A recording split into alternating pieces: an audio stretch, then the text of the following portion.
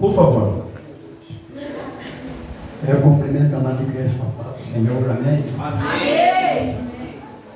Estende a mão para cá, para nós orarmos para o nosso. Oh, Deus fiel. Criatura nesta noite. Oh, glória. Soberano Deus, eterno e amado Pai. Neste momento, Deus Pai querido, eu coloco na tua mão, Deus é poderoso, o aleluia. evangelista, que agora, Deus Pai amado, ele vai ministrar, Deus querido, esse estudo para nós. Que o Senhor abençoa, Deus Pai soberano, a cada um que se faz presente aqui na nave da igreja. Todos nós, Deus Pai querido, e aprenda e guarda para pôr em prática. O Espírito Santo de Deus, que é o professor dos professores, que nesse momento o Senhor abençoa mais e mais o evangelista, Deus Pai querido. Abençoa e unge, Deus Pai soberano, para que tudo saia perfeito, o que nós esperamos do Senhor e cremos, Deus Pai amado, que estamos aqui para aprender mais e mais. Que o Senhor venha, Espírito Santo de Deus, venha nos ensinar cada um de nós, para que nós ouvimos a tua palavra, para que nós entendemos o que o Senhor quer falar conosco, Deus Pai querido, porque nós estamos aqui, Deus Pai amado, para a honra e glória do santo nome do Senhor. E cremos, Deus Pai querido, que o Senhor vai nos ensinar nesta noite, e nós vamos nos aprender, e vamos também, Deus Pai querido, ficar pronto para a tua obra, em nome de Jesus.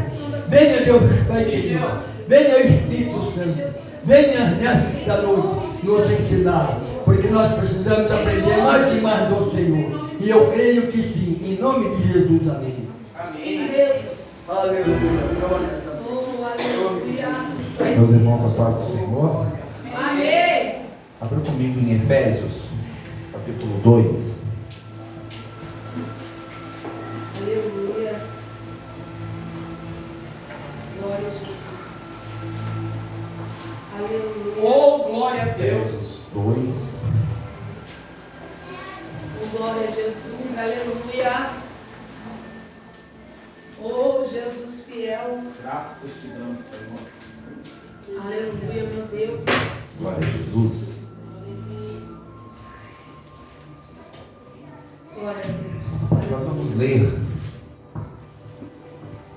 até o versículo 10. Amém? Todos acharam?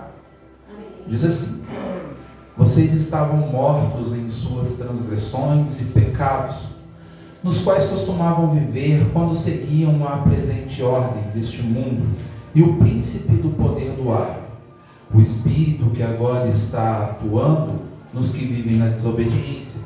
Anteriormente, todos nós também vivíamos entre eles, satisfazendo as vontades da nossa carne, seguindo os seus desejos e pensamentos, como os outros.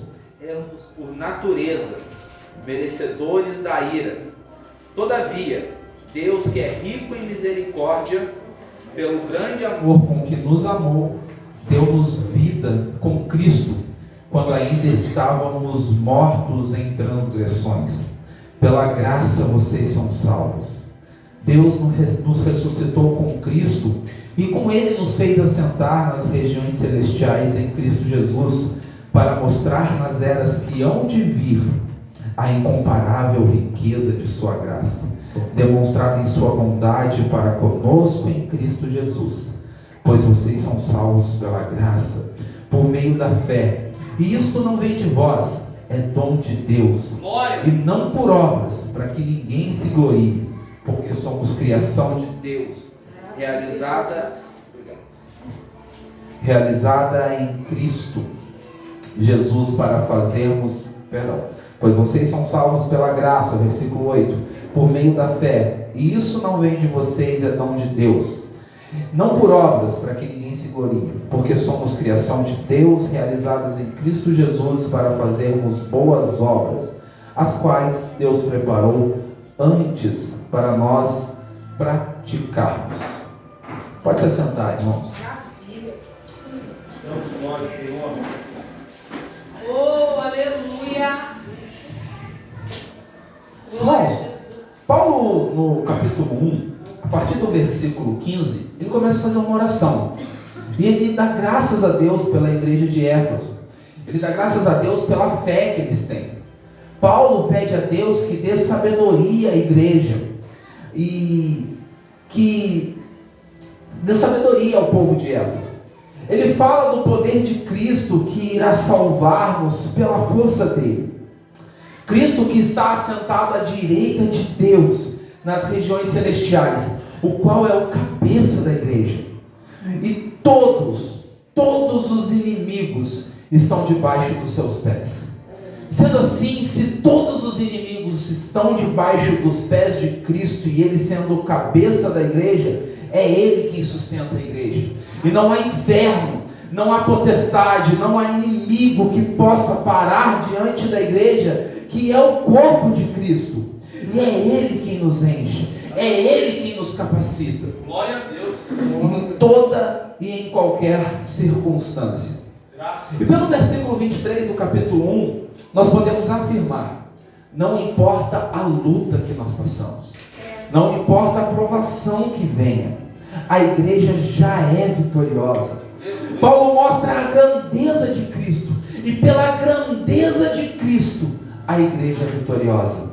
Pela força dele nós vamos vencer, porque ele é forte, nós também somos fortes, porque ele é poderoso, e nós também somos poderosos a partir dele. E aí Paulo no capítulo 2 ele vai passar a falar de como esse poder nos atingiu, não como igreja, mas de maneira particular, a mim e a você. No versículo 1, Paulo diz o seguinte: vocês estavam mortos em suas transgressões e pecados.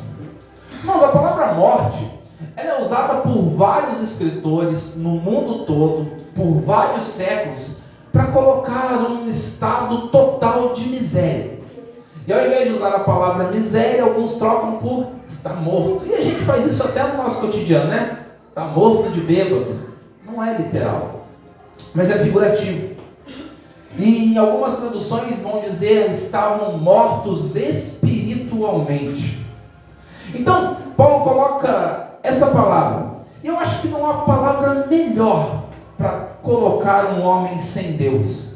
Um homem sem Deus é miserável. Ele está morto. Um homem sem Cristo, ele não tem perspectiva de futuro, não tem perspectiva de salvação.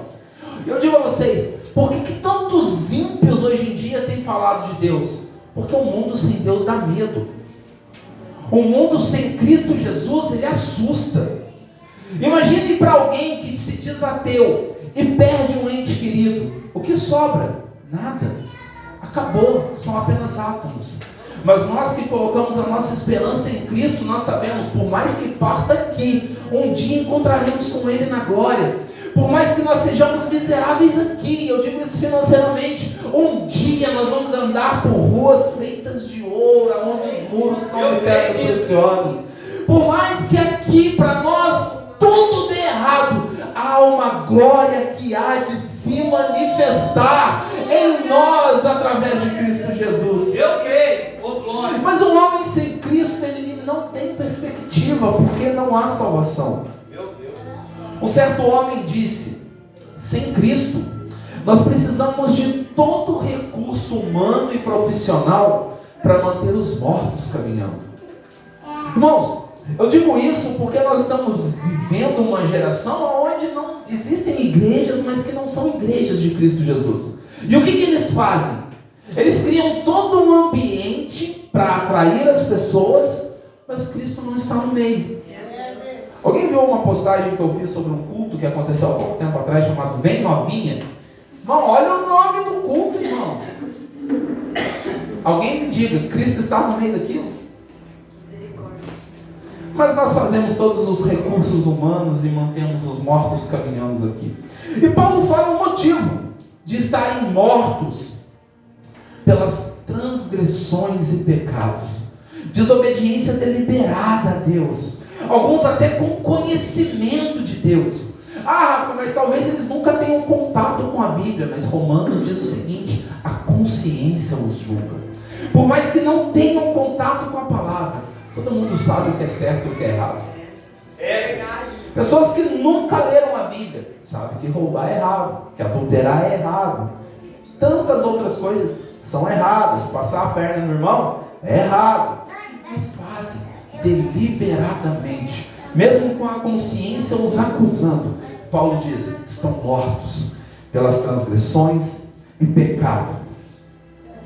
No versículo 2, Paulo diz o seguinte: nos quais costumavam viver quando seguiam a presente ordem deste mundo, e o príncipe do poder do ar, o espírito que agora está atuando nos que vivem na desobediência. Aqui Paulo fala de quando andavam segundo o costume do mundo. Em Romanos, Paulo diz o seguinte: não vos amoldeis ou não vos conformeis com o presente século, ou com o mundo da forma que está. Não entrem nos moldes do mundo. Afinal, o mundo ele gira segundo... Pode deixar bem baixinho, Ana, por favor. O mundo gira... Pode baixar mais. O mundo gira segundo o curso demoníaco. Irmãos, por mais que nós achemos algumas coisas bonitinhas, algumas coisas legaisinhas, elas andam segundo o curso demoníaco. Eu sei que a pregação que eu fiz sem câmeras aqui, sobre guerra cultural, chocou alguns irmãos. Uns irmãos, meu Deus, isso em cima do púlpito, não pode. Mas nós estamos permitindo certas coisas entrarem dentro das nossas casas, andando segundo o conselho do mundo. Mas isso não me induz, irmãos. Eu estou vendo crente cantando música da Anitta, músicas que são deturpadas. Veja o sertanejo, que às vezes a gente atenua. Não, mas o sertanejo é menos. Não é, irmãos. Fala sobre bebida, fala sobre adultério, fala sobre traição e por aí vai. A decadência só vai se arrastando, né? É o princípio da entropia. Tudo se deteriora, tudo se perde. Então, as coisas vão andando segundo o conceito do mundo. E Paulo está falando disso. Não vos amoldeis ao conselho do mundo. Não andem segundo este coisa. Porque o mundo está girando segundo o curso demoníaco. E a igreja deve ser totalmente oposta a isso. A igreja deve ser totalmente separada de tudo isso. O príncipe do ar, ou Satanás, para a gente simplificar, tem operado nos filhos da desobediência. Uma vez o irmão me perguntou assim: você não acha legal certos cantores cantarem música evangélica no meio do show? Eu falei: não, aquilo não é adoração. É só uma música. Da boca de ímpio não é adoração. Rafa, isso é bíblico? Sim, leia Salmos.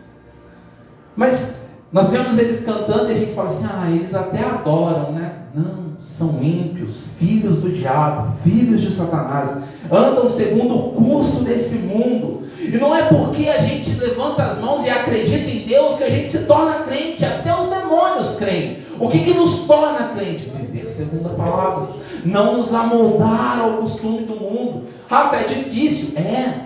É por isso que é uma cruz que a gente carrega. E a cruz é pesada, ela leva à morte. É por isso que nós temos que negar a nós mesmos. Mas quem são os filhos da desobediência? Todos aqueles que não aceitaram a Jesus. Todos aqueles que não levantaram as suas mãos e entenderam o sacrifício de Cristo na cruz. Irmãos, não tem meio termo com Jesus. Aquele que não ajunta, espalha. Quem não é por nós, é contra nós.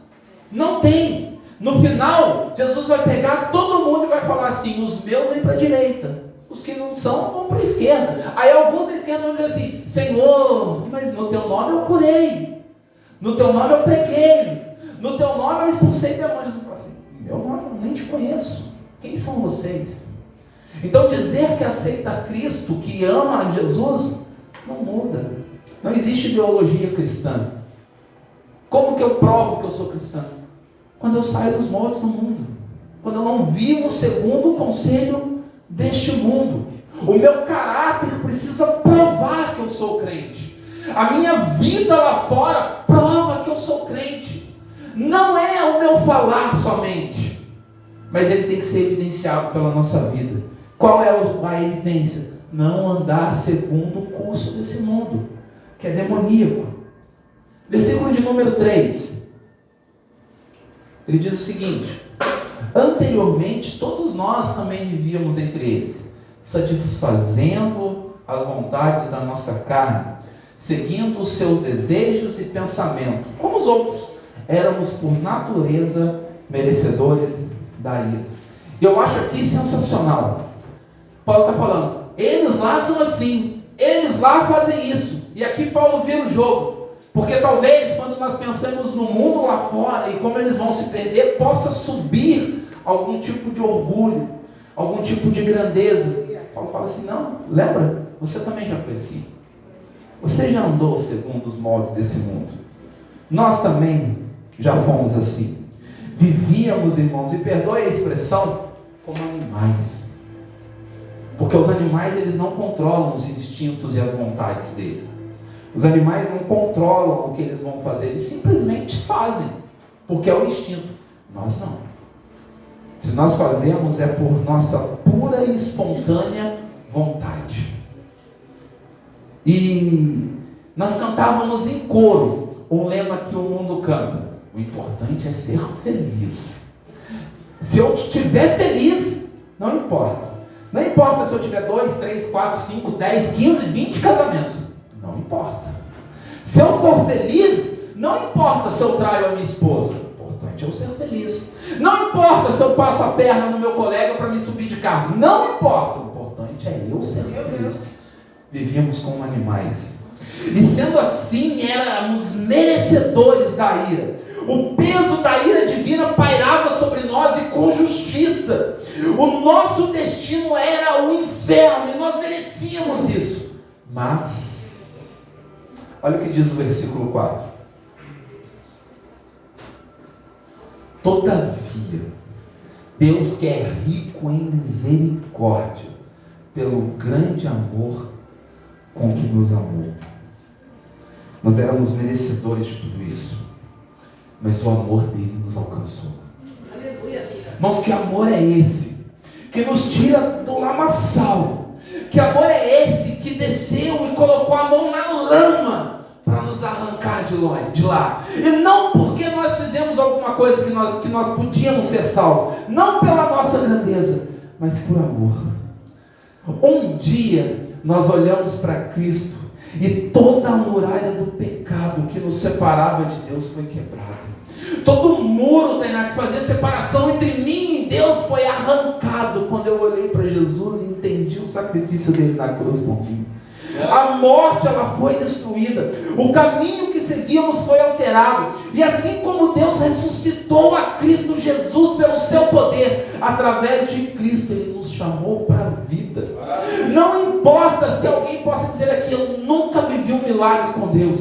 Levantou a sua mão e aceitou Jesus, você viveu o maior milagre. Você ressuscitou dos mortos. Jesus te levantou para a vida. Jesus abriu seus olhos espirituais e te deu uma nova vida, uma nova chamada com Ele. E o caminho que era inferno, morte e destruição, passou a ser vida em Cristo Jesus. Aleluia! Que milagre é esse? Que amor é esse? Que Ele nos amou, nos alcançou, nos levou.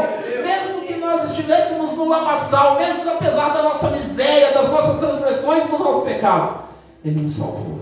Aleluia! Versículo 5. Meu Deus!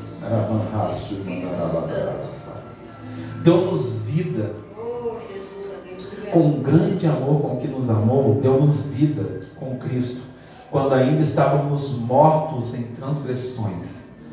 Pela graça, vocês são salvos.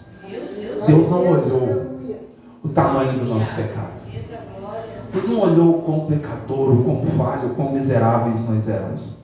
Deus não olhou para o tamanho da nossa dívida. Era impagável, como disse o pastor Fábio.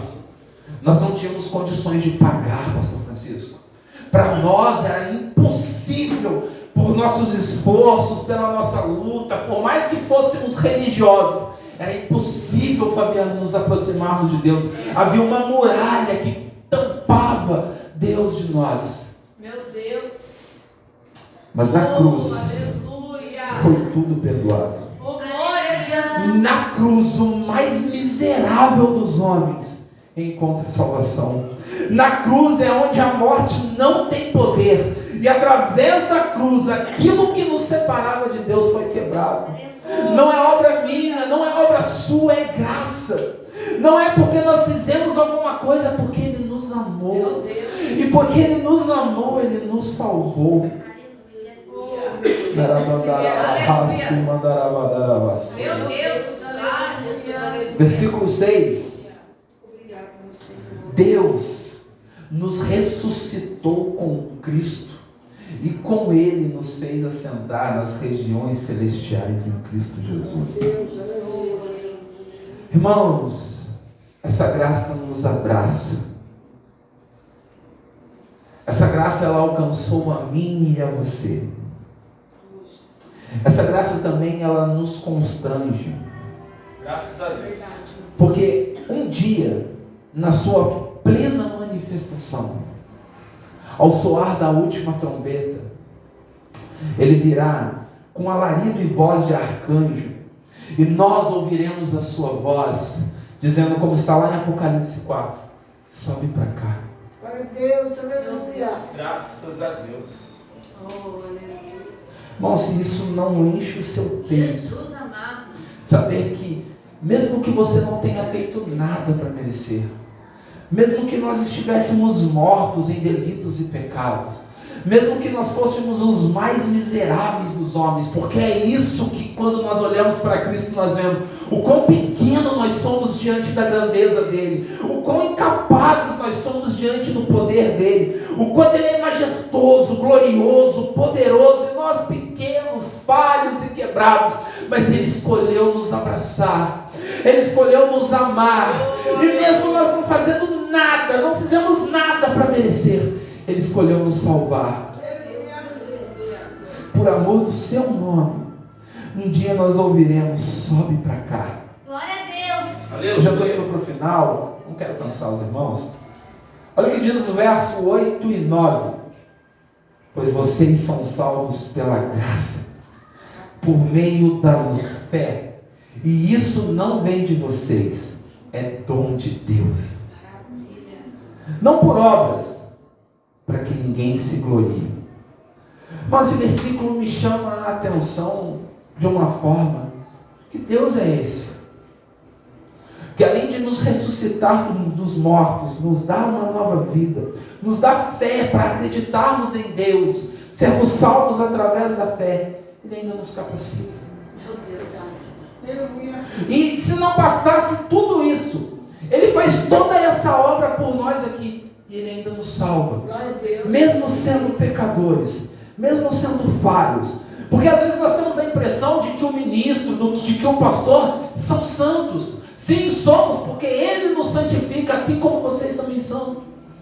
Sim, o pastor é santo, como a igreja também é santa, porque Deus a santifica. Isso não quer dizer que os pregadores, que os pastores não pecam. Não, pecamos, falhamos e erramos, mas nós cremos na graça. O homem disse, um pregador é um moribundo chamando mortos para a vida. Meu Deus. É verdade. Não há nada que possamos fazer para alcançar a salvação. É tudo por meio dele. Porque por ele, para ele, são todas as coisas. É verdade.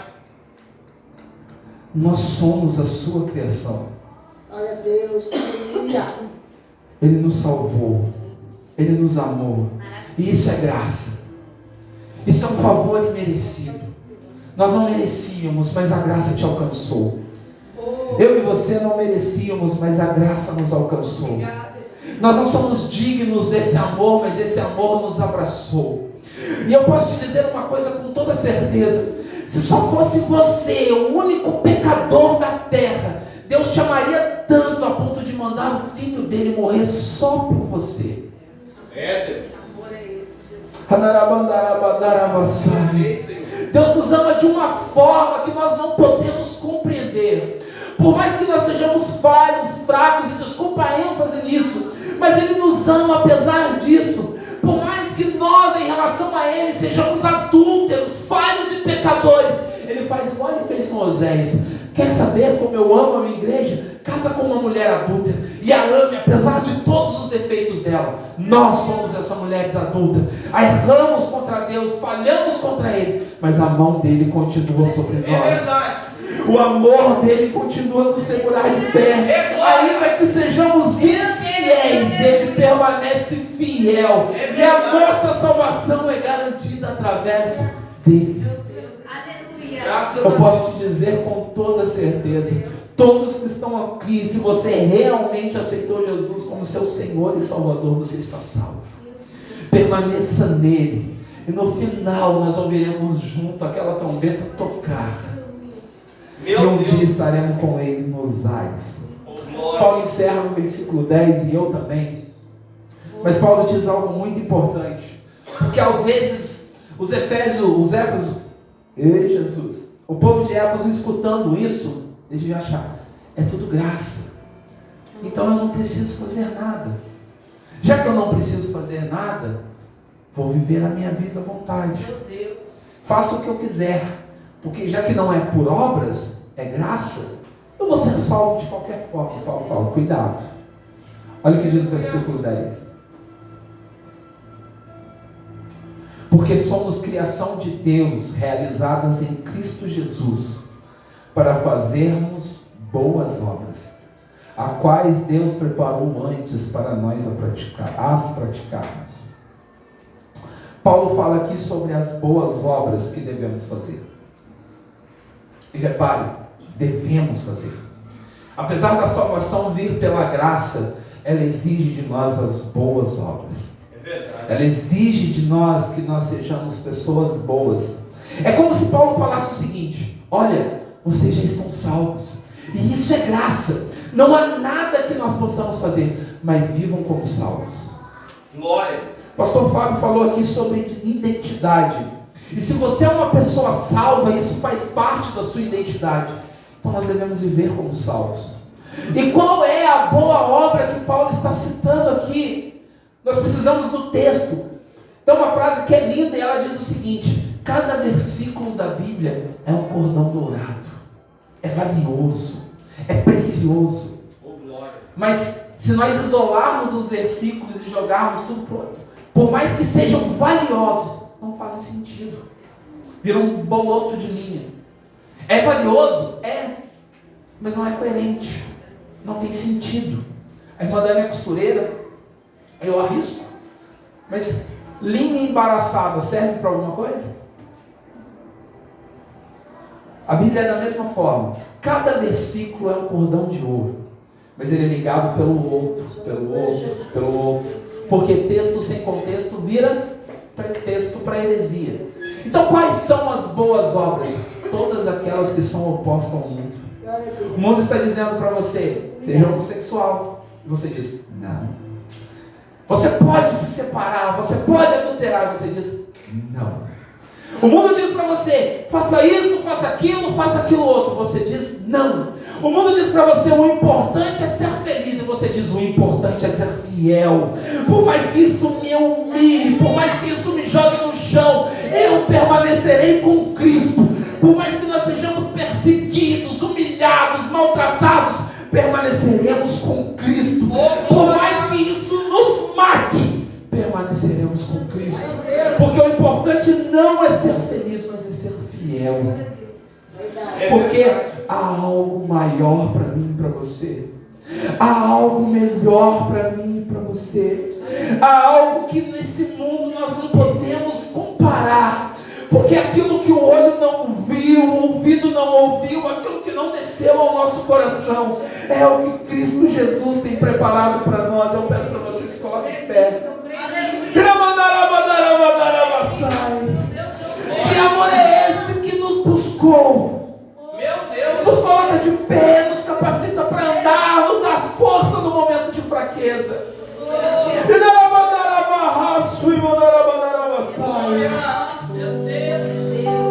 Nós somos salvos pela graça.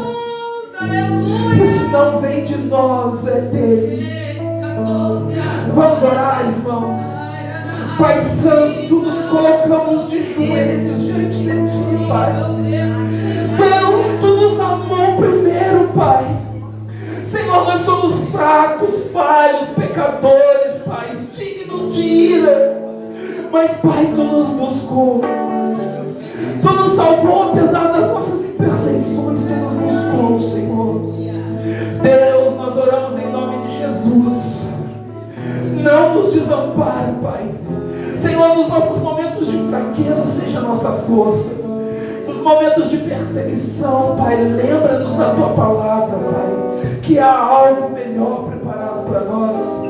Pai, que quando o mundo se colocar entre nós e Ti, Senhor, mostra para nós a Tua grandeza, Pai. Mostra para nós o Teu poder, Senhor. Deus, que nós não possamos, Senhor, nos desviar, pois a Tua força se colocará nisso. Senhor, nos ajuda a permanecer em Ti.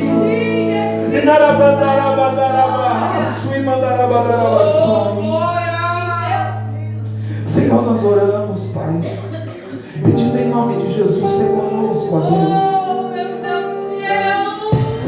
Nos dá força, Pai, apesar das nossas fraquezas. Pai, faça-nos entender, Pai, de que quando nós nos colocamos de joelhos, quando nós demonstramos a nossa fraqueza a Ti, Senhor, é aí que nós somos fortes, Pai. Senhor, em nome de Jesus, quando precisar, nos confronta, Senhor.